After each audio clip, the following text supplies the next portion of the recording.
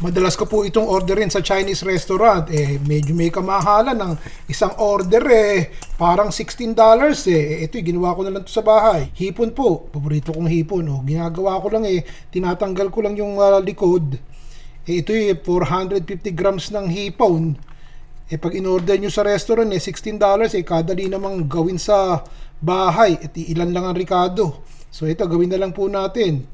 Ganyan. Katamtaman lang po ang laki ni Ray. Ang dali namang lutuin. So, napansin nyo ba, hindi ko po tinanggal ang balat. Kasi gusto ko, katulad nung ino-order natin sa restaurant na medyo malutong yung balat. So, nandun ang balat, tsaka ang untot. Pero yung ulo, tinanggal ko na po. Sa isa pong plangganita, maglagay po tayo ng kalahating kutsaritang asin. Kalahating kutsaritang pamintang durog.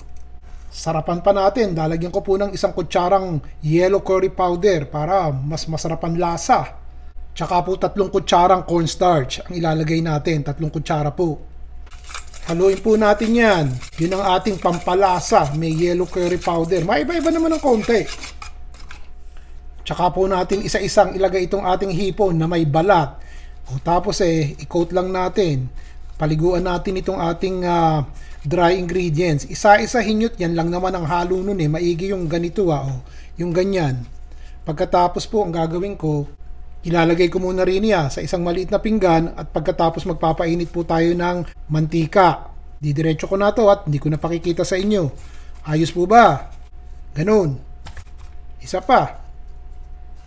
Habang nagpapainit po tayo ng mantika, ihanda nyo na itong paglalagyan natin ng piniritong hipon. Kinakailangan po tumulo dapat dito ang excess oil at hindi kinakailangan yun para mas malutong.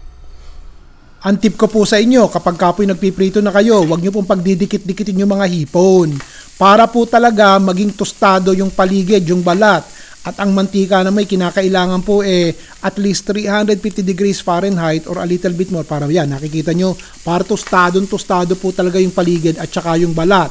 Pagkatapos ilagay na po natin din sa ating salaan para po matanggal yung mantikang hindi kinakailangan.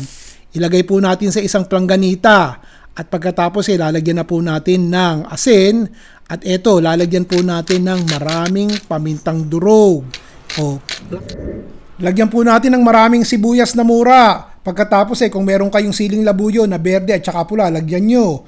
Ang ilalagay ko po ito maliit, katamtamang maniba lang na siling pula na may konting berde-berde. Tatadtarin ko po yan at ilalagay natin din sa ating hipon.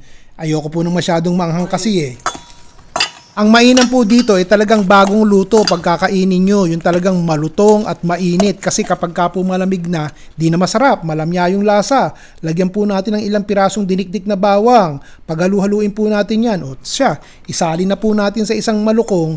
At ang maganda nito meron po kayong sinangag na maraming bawang at may konting toyo. Ayos na po yun.